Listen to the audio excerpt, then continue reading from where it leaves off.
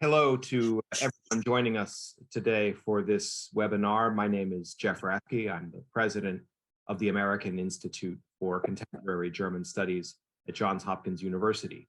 And I'm really happy to have you with us today for what promises to be a really intriguing webinar. And this will be the presentation of research results from one of our visiting fellows through our program with the German Academic Exchange Service, and that's Dr. Naika Foroutan. I will hand things over in just a minute to our moderator, Marilyn Sophokle, who is a professor of modern languages at Howard University, and she will guide us through our hour together this morning. Let me just say a word of thanks to our partners at the DAAD, the German Academic Exchange Service.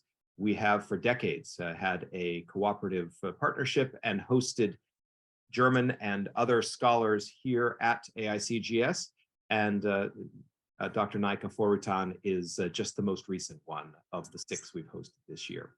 So with that, I would like to hand over the microphone to Marilyn Sophokle. The moderation and the floor is all yours. Well, thank you, Dr. Rathke, for inviting us to this very exciting, intriguing, and very important forum.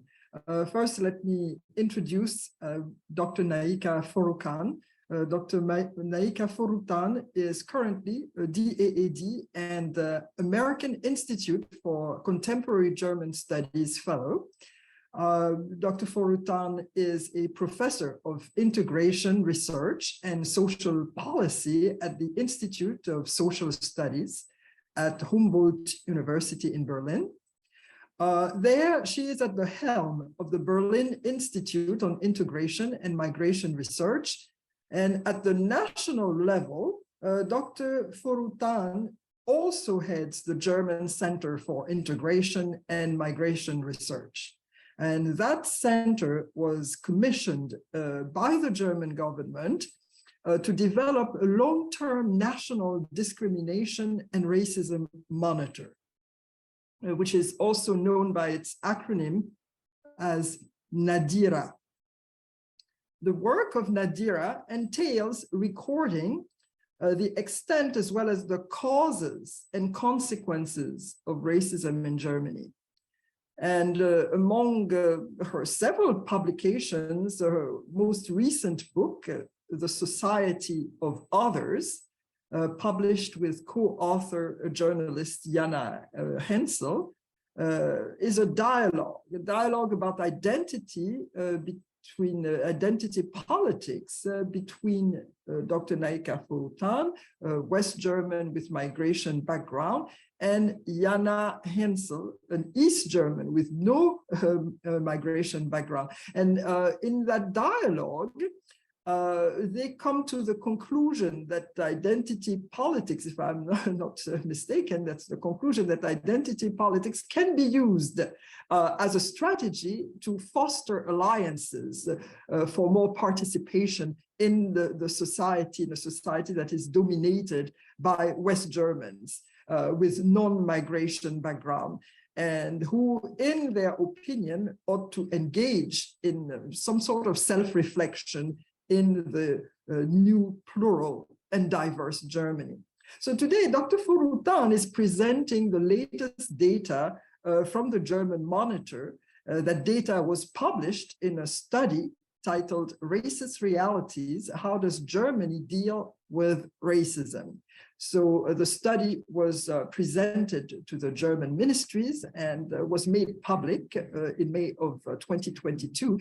And this is precisely that study that we are going to discuss today. So I give you the floor, Dr. Foroutan. Welcome. Well, thank you very much. Thank you, Jeff, for hosting me here on behalf of the AICGS and Johns Hopkins University. Thank you, of course, to the DAAD for funding me during these 4 months period. And thank you so much, Marilyn, for moderating this webinar. I'm really very happy and looking forward to more cooperation and collaboration with you and your forum. So let me please share my screen like this. You can see the data that I am going to present to you today. So I came to the US with the idea to compare racisms in post-migrant societies, like comparing racist realities in the US with what we have been somehow surveying in terms of racist realities in Germany. And I would just right ahead start with explaining you the term post-migrant. And actually, oh, sorry, I think I got out of that. One moment. What we can see is that there is a vast growing body of literature concerning the term post-migrant. I've been also publishing on that terminology and that theoretical construct in Germany. You can see the latest book I published on this issue was published already in 2019, but there has been a second and third edition in 2021. And the concept, obviously, as you might imagine, does not seek to depict a state in which migration has ended. Rather, it provides a framework of analysis for conflict, identity discourses, and social and political transformations that occur after migration has taken place. So this post and post-migrant, like similar posts in post-colonial, post-nationalism, or post-democracy, describe somehow three different moments of post. Like one could be seen as a chronological and empirical after, which would be observing what's happening after migration, what's happening with Germany, with neighbors, with people who immigrated, with institutions, and so on. The other moment of reading post would be a kind of critical and dialectical behind. So is it really migration what we're talking about, or is there something else behind this big construct or meta narrative of migration that is being negotiated in societies that become more and more diverse? So this is mainly about reading inequalities. And then there is a third moment of reading the post that would be a kind of normative and aspirational approach of getting beyond established bipolar migrant-native divides. So for those of you who are familiar with the German case, you might know that Germany for years has been struggling in acknowledging that it is in fact a country of immigration, or it has turned into a country of immigration, however you want to discuss it. But since 2015 and 16, in fact, Germany has come to terms with its new reality as being one of the most powerful and dynamic migration actors in the world. So actually, Germany ranks second in terms of international immigrants, right behind the US. And it also ranks within the top 5 when it comes to refugee accepting countries. So it has in fact become dynamical, and the factor of getting into a post-migrant stage of society building allows for opening the eyes towards conflicts that for years had been covered by the overarching conflict of migration in Germany. We all know, while struggling with this idea of having turned into a country of immigration and denying migration realities, there has been moments where migration has been on the forefront for winning or losing elections for years. So migration had been an omnipresent narrative, as I said before, covering major issues of inequality, like, for example, that issue that I'm going to talk about today. So I'm going to talk about the background. While we have been talking about migration for years, we have not been talking about racism and racism in Germany in similar ways. And actually, for those of you also who are familiar with the German case, we mainly were used to talk about anti-foreigner hatred, like Ausländerfeindlichkeit. So racism was not so much a wording that was used in public debates, nor in political debates. While at the very same time, we have had witnessed nearly 300 murders, racist murders since the unification, and especially the past decade has brought the horror of racism and racist murders into the public conscience and also into the political conscience. So you might be aware of these racist murders within the past decade. The NSU has been, the National Socialist Underground has been murdering between the year 2000 and 2007, 9 immigrants, but it was only in 2011 that they were recovered. So when I'm talking about a decade of talking, obviously about racism, this also comprises that we have been talking about NSU and its racist murders only since 2011, because in the years before all those murders were supposed, or police and security forces were thinking about mainly the families being, hold them accountable for these racist murders in order to look for those who have been the real perpetrators. So we also had a murder of a CDU politician in Kassel. This man, Walter Lücke, was murdered because he was taking an open migration perspective. And also we had this murder of 2 victims while a perpetrator, a right-wing extremist, was trying to enter the synagogue in Halle, killing the Jewish people who were congregated there for Yom Kippur. And what we also could witness in 2020 was the murder of 9 immigrants by a white supremacist in the city of Hanau, close to Frankfurt. I'm not digging deeper into the East-West analysis here, because this would be another topic, but it's all Western and Eastern cities that you can see here. So we could not talk about racism being preliminary a problem of East Germany. That would be also interesting for the debate, Marilyn, if you want later. So we have been witnessing in 2021 already nearly 1,400 attacks last year, and it was only in 2020 when the Chancellor came out to the public and finally admitted that racism and right-wing extremism are very much concerned and are causing big problems for the German society at all. So she demanded to put up a cabinet on the government level, and what she wanted is to expand empirical knowledge and to learn more about the extent, causes, and consequences of racism. And like you already said, Marilyn, our institute, our German Institute for Integration and Migration Research, was committed to put up this National Racism and Discrimination Monitor, and we presented it in May 2022. And this monitor gained a lot of public attention because it was the first representative study on racism in Germany, and because, as you can imagine, after so many years of dethematizing and not talking about racism, it was a moment where people not only should or could talk about that issue, but also had data on their hands in order to discuss.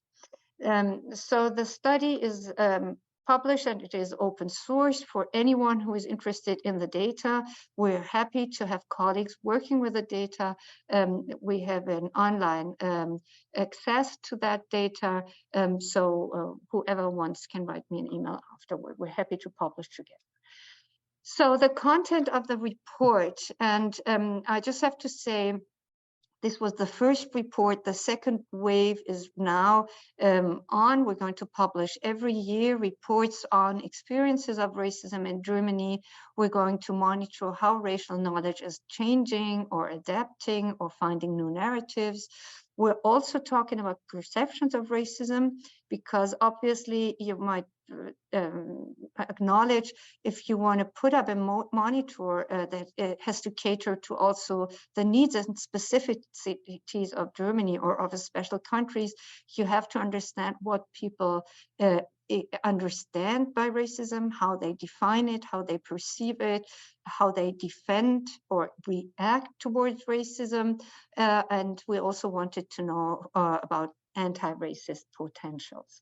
So I'm going to present you like snapshots of the data, because the study and the data, as you can imagine, is really, it's vast, and we did not analyze everything. We just did the first analysis, and this was mainly because we wanted to present it to the government so that they could direct us whether they would want like to know about different things. And my purpose of my stage here in the US is also to understand if we can finish the items in different forms, if we can compare them to the US, or if we can somehow change or switch or add items that would be more useful while knowing how the US are surveying racism.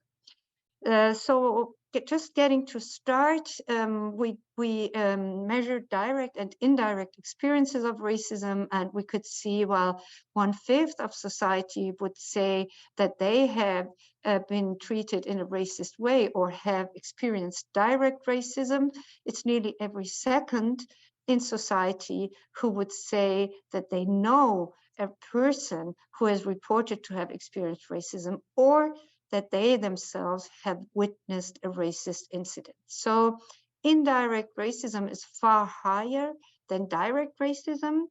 But when we dig a little bit deeper into those persons who might be victims of racist experience, like those we called belonging to a so-called racialized groups, there obviously the amount is far higher. Nearly 60% of those people would say or report on direct racisms themselves. And it's interesting to see that the younger the respondents are, the higher are the amounts of direct racism. And what was also interesting to us was that a higher level of education would also indicate a higher proportion of direct racism. So for empirical studies, this is quite interesting because, as you might imagine, this might be due to a kind of more aware situation. So young people and more educated people have a higher awareness on what is counted as racism, so they are more likely to report on that, while all elder people or people without qualification still somehow do not verbalize exactly their experiences on racism. So what we could see, and we're working on that construct of collateral racism actually now at my institute, we want to understand about the effects of indirect racism on people's health. And we could also see that a high amount of the respondents who experienced indirect racism would say that they feel emotionally upset and that they have been thinking about that experience over and over again. We call that rumination, and we know rumination might have an effect on public health. So coming to racial knowledge, I think this is where we can see, or where we could dig deeper into like comparisons with the German case, because we already start with a terminological discrepancy. You might be aware of the fact that the term race is not so much used in German discourses. When we talk about Rasse, it is mainly a biological concept, while in the US, it is mainly seen as a social concept. So we were quite astonished to see that nearly every second respondent, and as I told you before, this is a highly representative study, so I could say nearly every second citizen in Germany would say that there is such thing as human races, thinking about it as a biological fact. We also could see that a high amount, I mean, 1/3 in social studies is a kind of high amount because it can build up to a critical mass. So everything that is 1/3, we take it seriously because we think that it might be able to switch narratives. What we could really see is that there is moment of perceiving ethnic and cultural hierarchies. So 1/3 of the population would think that there are certain groups or people that by nature are more hardworking than others. And they also perceive certain cultures as better than others. So looking into this biological factor and then in these ethnic and cultural hierarchies, it was not astonishing for us to see that there was also still a kind of nearly 30% agreement to the idea of legitimizing inequalities and thinking that it's okay that there are some groups at the top and others at the bottom because this is what society needs. So when we measured the data of direct and indirect racism and then somehow could prove that the theory of racism, where you always have different steps of racist pronunciation, one could be biological, the other one could be by ethnic and cultural hierarchies, but they all lead to a kind of moment of legitimizing inequalities. We wanted to know how people perceive racism in Germany. Do they recognize that there is such thing as racism, or do they deny it? And actually what we could see is that there is a high recognition that racism is a societal problem in Germany. So 90%, the vast majority would say, well, there is racism, so we could not see denial of racism here. And it was even more present that in any terms, the majority would agree that there is racial discrimination within German authorities, and there is racism as an everyday phenomenon. And even every second respondent would say, we live in a racist society, which is a proxy, an indicator for understanding that society is structured through racism.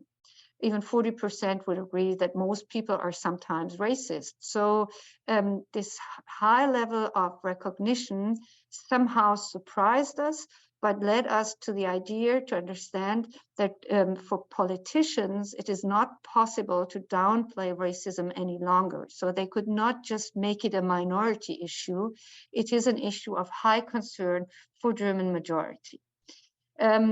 Digging deeper into the social demographics, we could see differences between women and men, while like some 40% of men would think that we live in a racist society, it would be some 60% on behalf of women.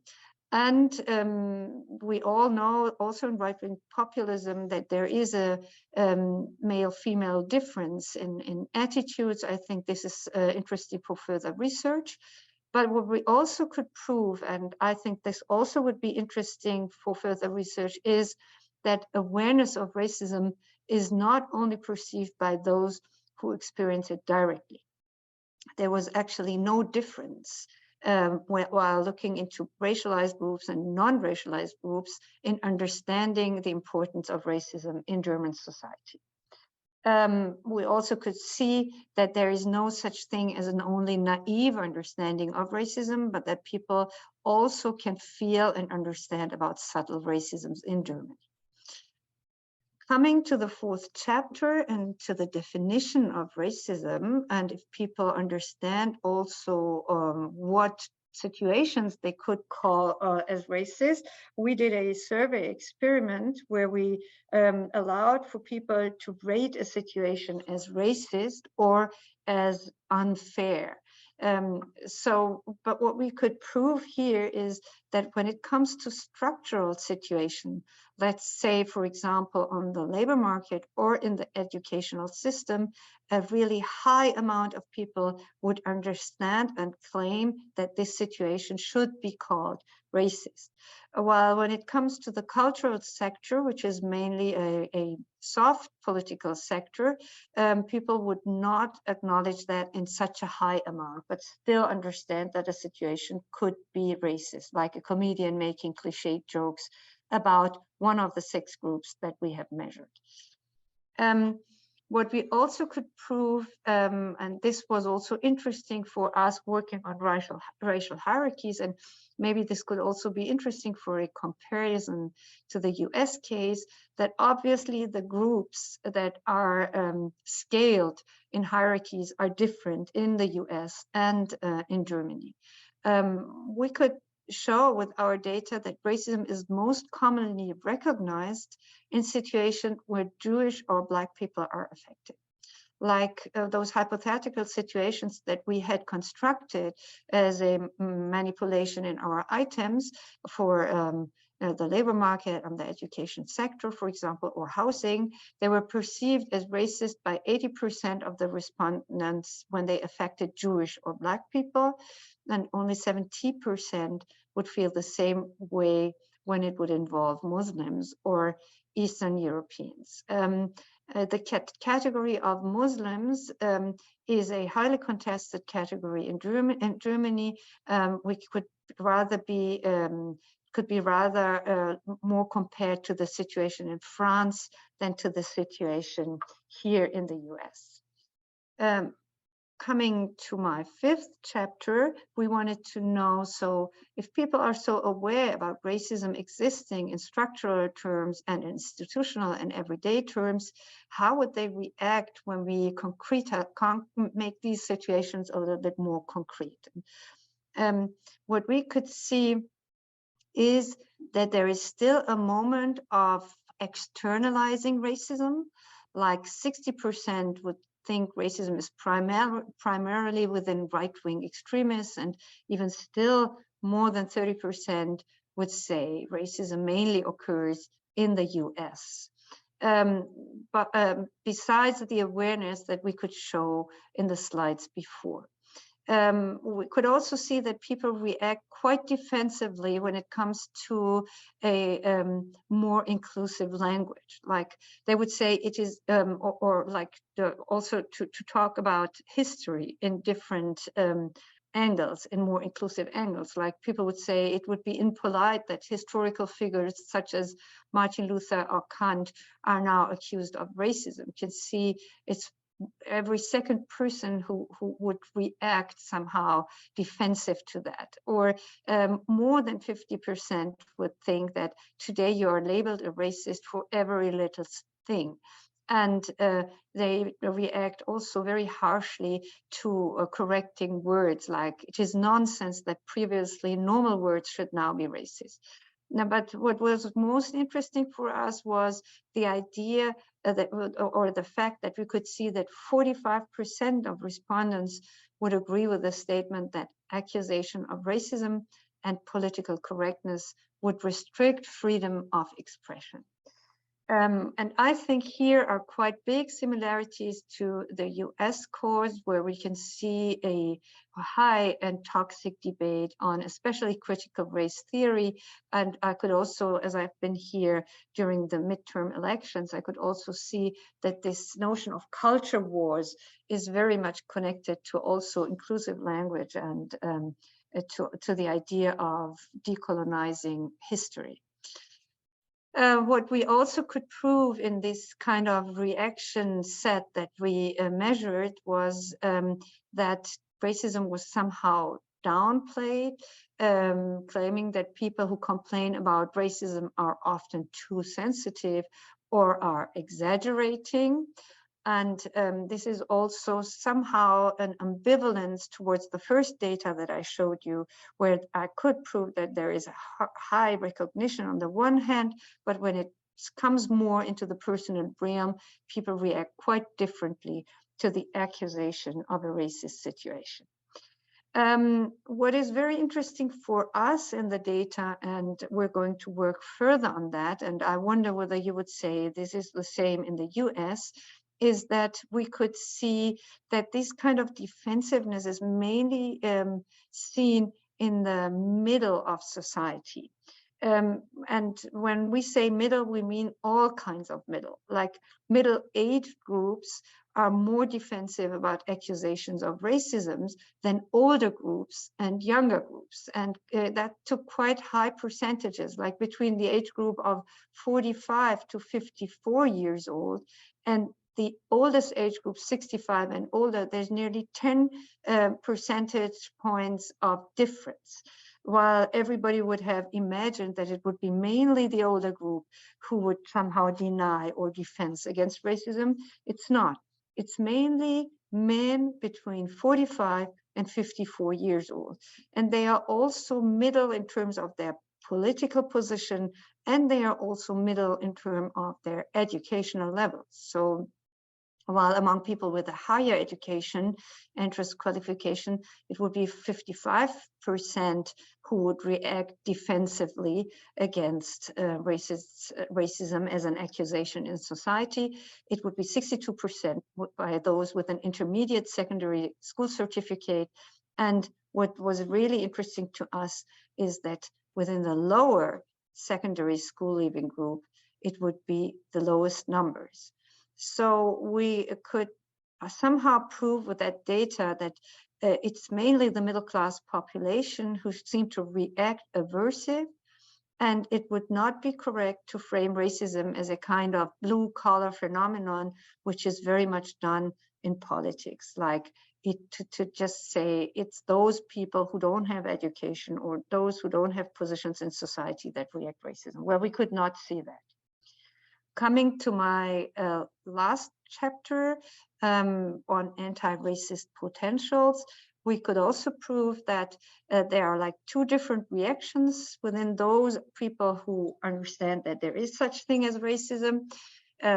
One side would be defensiveness, and the other side would be engaging in anti-racist protests, like donating money to organizations or going to rallies or signing petitions or disagreeing with racist language or statements in everyday life, what nearly every second person would said she did, and even more of them said they would do so.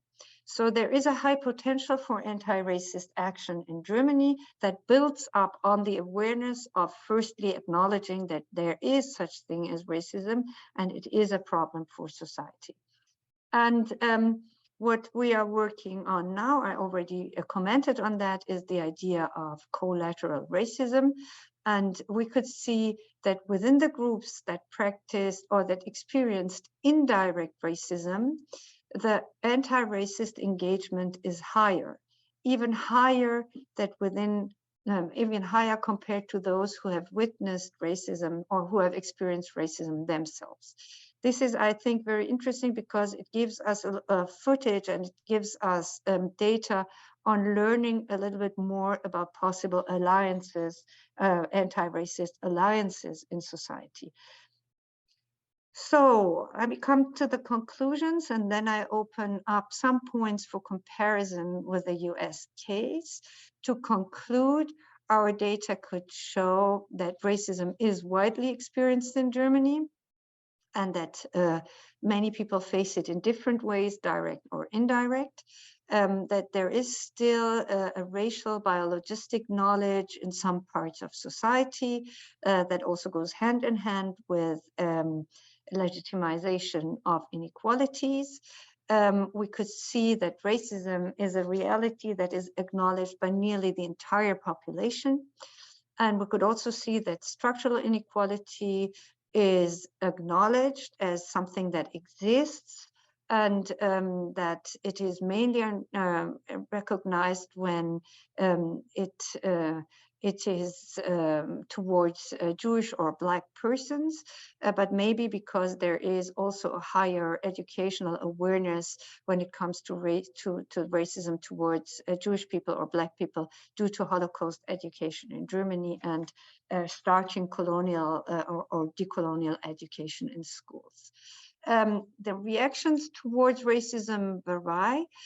We could show that there is defensiveness on one side, and this would hold true for about half the population, while on the other side, half, and in some terms even more than half of the population would agree to engage in anti-racist actions. So to conclude, and what we recommended as policy to the German government was to say that there would not be the possibility to downplay or to ignore racism any longer, as a vast majority is seeing it as a problem and somehow wants the government to take action. And we can no longer deal with racism as a kind of minority issue. That would be my conclusions. And now coming to the comparisons, I have difficulties to clearly state or to clearly talk about differences and similarities. I just have some bullet points here, and I would love to maybe discuss that. So I tried to make to somehow categorize differences and similarities in 4 fields. In terminological, in the terminological field, I saw that we're using different language. We're not talking about race in Germany. We're talking mainly about migration, while migration is played in a totally different field here in the US. Our idea on citizenship is very much naturalized and very much reconstructive, while in the US, citizenship is mainly an aspirative idea of belonging. We could also talk about historical differences, while the US itself, in its self-description, is a settler colonial country and already started its first becoming in also racist murders of First Nation people. Germany would not describe itself, or is not a country that has emerged through settler colonialism. Also, Germany also was part of colonial undertakings. Also talking about slavery is totally different here than in Germany. Germany would not say that it has built up its wealth on the on slavery as a capital building strategy. But what we can see in Germany, that talking about slavery versus Holocaust in terms of 2 big grand narratives of inequality and murder in recent history, that is a really controversial debate and very toxic, and it's taking place right now in the German realm. Why I could not really see that this debate is very much on the forefront here in the US. I already talked about hierarchies and intergroup differences, while Muslims in Germany are mainly the first victims of racist attacks within the past decades. I just show you here the pictures of 9 of the victims in Hanau. 2/3 of them were Muslims.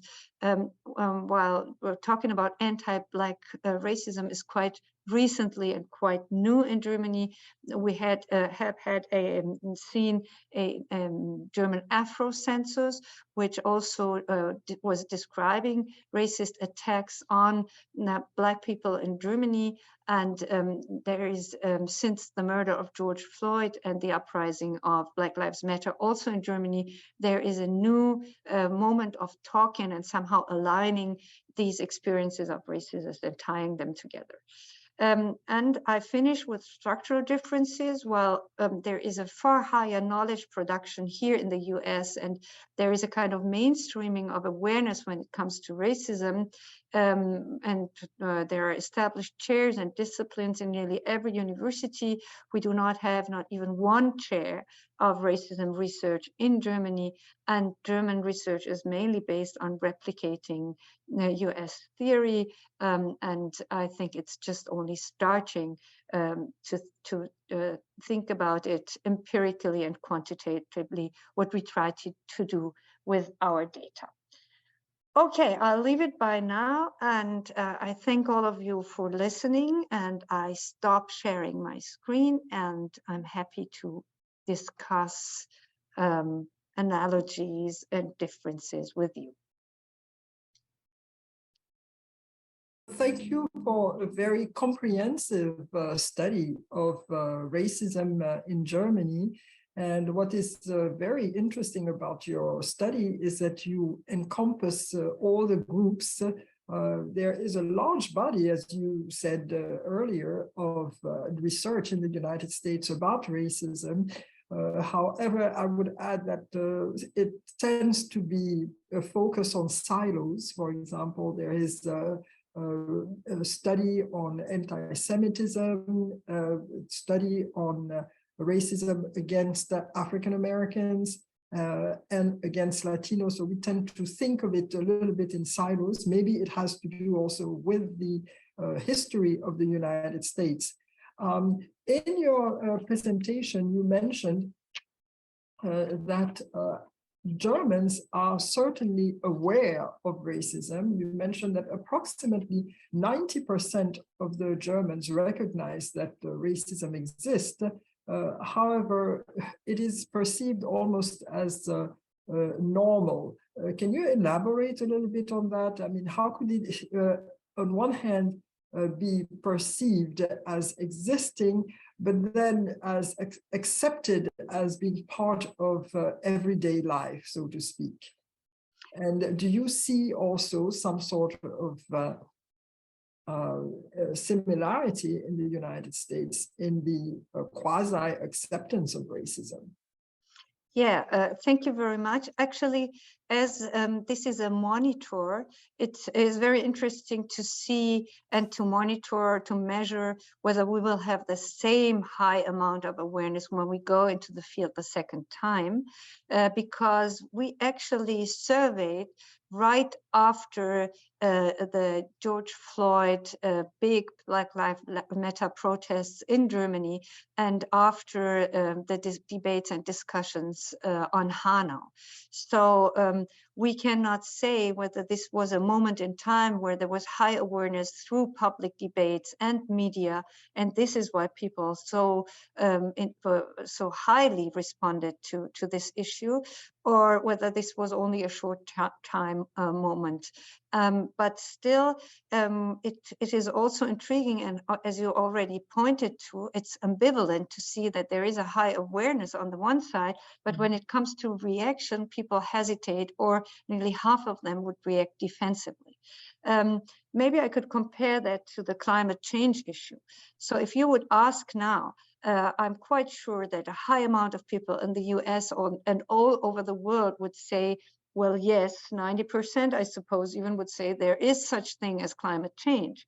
But when it comes to asking whether people would agree in changing their manners or their moments of understanding history or their wrongdoings, you would also prove a high defensiveness on behalf of maybe half of the percentages, like we could see with racism too. So we call it a kind of cognitive dissonant moment when people on the one side agree with specific norms, but when it comes to empirical changes that affect their personal life, they react very defensively. We actually were surprised that even 40% would say, well, yes, every person can be a racist sometime.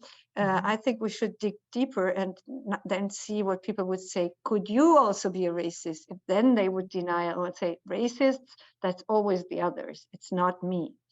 And I suppose, I mean, you know more about the US case. I suppose one could compare that to the situation here, although I would say there is far higher awareness of racism in everyday life and knowledge production here in the US. I mean, if you go to libraries, you can see whole sections that are called racism awareness. And then you can see a lot of books and find books there. And you have that in schools, and you have, so people acknowledge more if a language is racist or if there is a racist accomplishment in, so I suppose this is still very different. And you, Marilyn, know the German case too. So you can, I suppose you agree with me that it's still very different. Yes, it is still very different. I mean, when you currently in the United States, when you examine racism, what is part of the discussion is, of course, critical race theory. Critical race theory was developed a few decades ago by people like Kimberly Crenshaw, who were looking at simply the data in the judicial system. And it simply wanted to look at how structural racism affects cases in the United States. And in doing so, they put together a theory of that structural racism affects people. And that particular theory has been so virulently criticized by even the mainstream media. For example, mainstream media presents with kid gloves, critical race theory, as though it was some type of object that was really almost threatening society. And that, of course, the young pupils in schools, young kids in schools, should not be even coming near critical race theory. When in fact, the critical race theory offers us the possibility to better understand the society, to understand better the root causes also of racism and the long history behind certain rulings in the American courts. So that critical race theory was presented in Europe as the boogeyman, so to speak, as what Europeans should be aware of and should not be infected by, because it's presented almost as a disease, when in fact it does a lot of good to American society. It allows American society to face itself and to understand some of the prejudices that are embedded in society. Recently, and I'm coming to my question to you, but recently we had over at Howard University, where we hosted Mr. Pape Ndiaye, who is the Minister of Education of France, and he happens to be of migration background.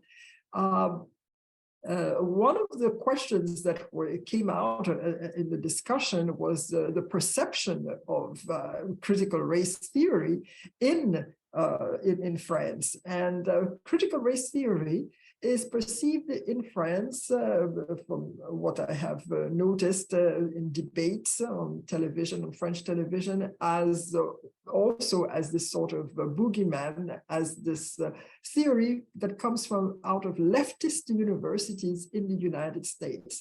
I was wondering whether it has the same resonance in Germany, whether this is perceived as an idea that is very far-fetched and that comes out of leftist universities in the United States.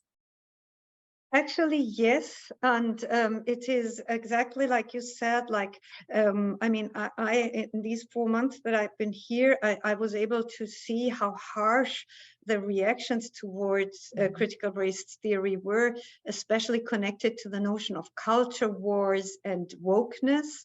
And even Ron DeSantis, when he won the elections in Florida, one of the first things he came out was saying that, okay, now we're going to run more against those woke bubbles that somehow oppress the free minds of our people.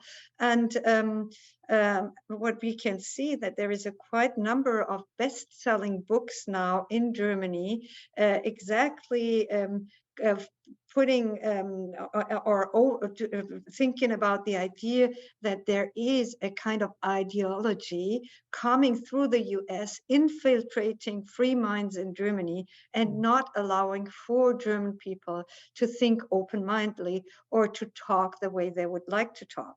And it's also interesting, and I could say this could be a study of its own, to see who those people are who write these books. Because interestingly, though, they are not right-wing populists writing that. It's mainly what I would say, these when I pointed towards the middle, it's like 45 to 54-year-old men, mainly coming from the Social Democrats, some coming even from the Green parties. So it's a kind of thing we actually do not understand, how they feel so terribly offended about this idea, somehow stating that there should be more space for marginalized peoples on your table, in your talks, and in your political realms. And I suppose this is a moment of, I mean, I'm not a psychoanalyst, but if I would be, I would say that there is a moment where these men who for long times have been working as allies, as avant-garde even, as people who would call themselves anti-racist and feminist and true social democrats caring about society, suddenly, because of these disruptors we're talking about, it's just recently that we talk in high manners of sexism, LGBTQ rights, racism, anti-Muslim sentiments, and so on and so forth. Suddenly those people lose their privileged position in society. And by this term, I don't want to just perpetuate the vocabulary of critical race theory. I just want to say that it is also a privilege to be a good guy. And suddenly feeling that you need to make place because you cannot always be the defender. You have to be an ally in some places. This leads to what we can see harsh reactions, especially when we look at how best-selling these books are. And in France, it's even more toxic, while the French debate is very much connected to the Islam debate. And we have this new notion of Islamo-gauchism, like saying all those people who are defenders of or put themselves in give themselves an anti-racist stance, they are kind of a leftist who is somehow opening the space for Islamism to infiltrate society because they are naive. So I think the situation can be compared in France and in Germany even better than comparing those two cases to the US. Yes, indeed. I think that in the US, where the critical race theory originated, the debate is there. And I think that it would behoove us also to look at how critical race theory is perceived in the United States and perceived in Europe, because it gives us some sort of kernel of truth about phenomena that are happening in society, such as, for example, recently in the United States on January 6th, the January 6th events show us how deeply rooted certain attitudes are towards various groups. In Germany, you had the equivalent also of this plot that was thwarted by authorities in Germany of people with espousing right-wing extremist views and who had access to large numbers of weapons. So I think that the study that you are doing right now is extremely important. It's also about democracy. I mean, in which society are we going to live tomorrow? All societies, from the minute the plane was invented and even before, are now pluralistic society, diverse societies, and it behooves us to really understand those the phenomena of racism, of xenophobia, on either side of the Atlantic, in order to really envisage a future that would be far more sane and far healthier. I just wanted to talk about also the attacks that happened recently in Germany. You mentioned the 1,400 attacks last year only. Here in the United States, we had not only the George Floyd incident, murder, but also we had as recently as a couple of weeks ago, the attack on LGBT community club. I mean, the data is so overwhelming, and it is so compelling that it has become an issue of survival of democracy. What we notice, for example, in the January 6 events is that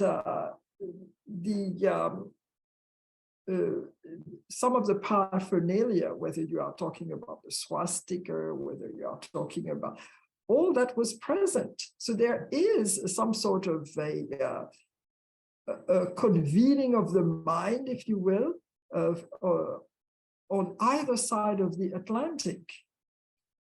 Some of the symbols of hatred of Germany were present in the form of the swastika, but also in the form of our own symbols of hatred, such as, for example, the Confederate flag. So there is some sort of a converging of the racist minds on either side of the Atlantic. So I would like to know how you react to that and how the monitor perceived that, this exchange of racist minds on either side of the Atlantic. Well, actually, obviously, this monitor is mainly concentrating on Germany because it is funded by the German government to understand more about German society. And I could also see here in the chat Susanne Dieper's question of how these comparative findings would help Germany progress in order to react. And I think it's what you said. We have to read the international strategy, the expansive strategies, and it's not obviously not only a German issue, a French issue, a US issue. We're also doing research on racism, for example, in Iran towards Afghan refugees from Afghanistan. So comparing racism is, I think, good for understanding not only differences and similarities, but also understanding strategies, as you said, expansive strategies, how symbols are expanding, narratives are expanding, how root causes might be similar, and how the structural placement of racism is mainly directed towards persisting or legitimizing inequalities, and this is kind of similar in any state we would measure. So therefore, I think this understanding of traveling racisms would be very interesting.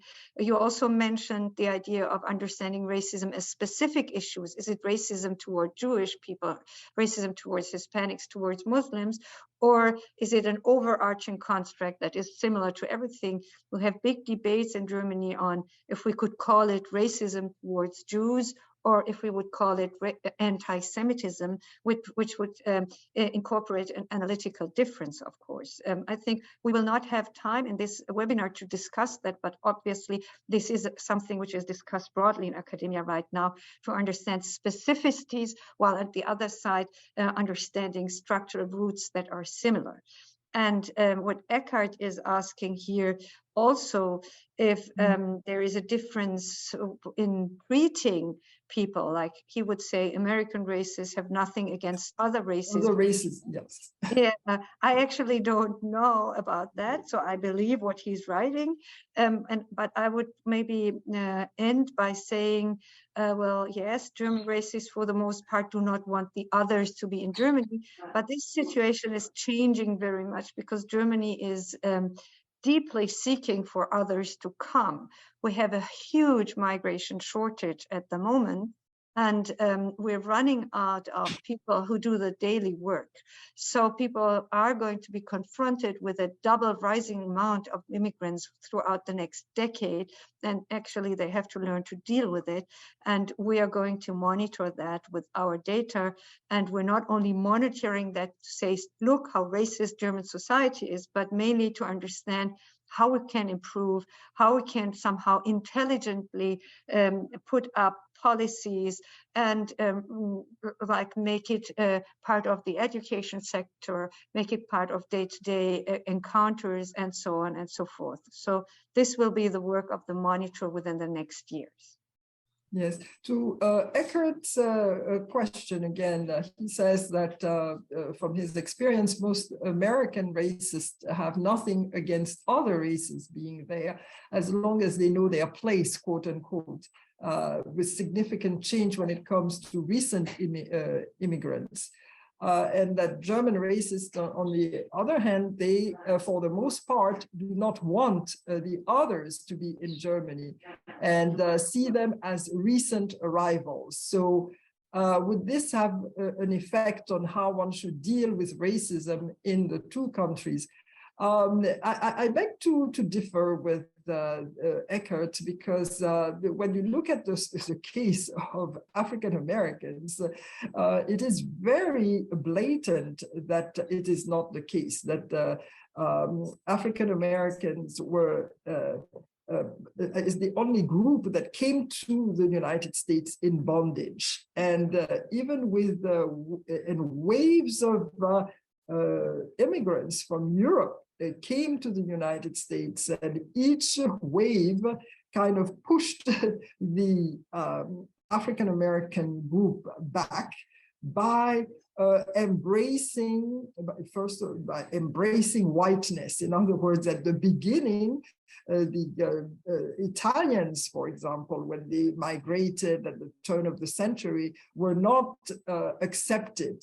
Okay, but pretty soon they became part of the American fabric. They were embraced by the white component, quote unquote, white component of the American society, and they became white. There's some sort of a whiteification, if I may use this term, of the immigrants that happens in the United States. And that keeps pushing back the African American component and the Native American component in order to create some sort of hierarchy, in order to create some sort of permanent underclass, an underclass that is, very similar to a caste system. So I beg to defer with Eckert on that notion. And knowing one's place is also part of that racism. What is one's place? That's a question that one should be asking as well. I can see that Irene is raising her hand, but I can also see that we have come to the end of the time. So I don't know how we proceed. Maybe we could hear Irene and then wrap up? Yes. Absolutely. Let me. Yes. Yes. Yes. Well, Eckert answered in between that he agrees that American racism is meant to keep Africans down. So we will come here. So we are coming to the end of this particular exchange, and I am very glad that we were able to talk about this comparison between American racism and German racism. And my question to you, as a final question, is whether you envisage a monitor that would encompass in the future more than one country, but that will actually establish comparisons. Yeah, I mean, actually, we have been working with our colleagues in Switzerland, and we're working with our colleagues in Austria. So this is mainly German-speaking countries, but for us, France and UK would be specifically interesting, also because of the possibility to compare the issue of anti-Muslim racism.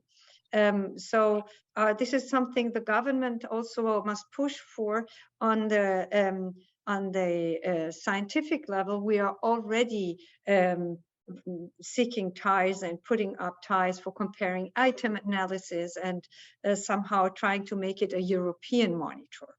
This would be the first step. So expanding further through the Atlantic would not be on our agenda right now, but maybe we could foster our collaboration on that and rethink that.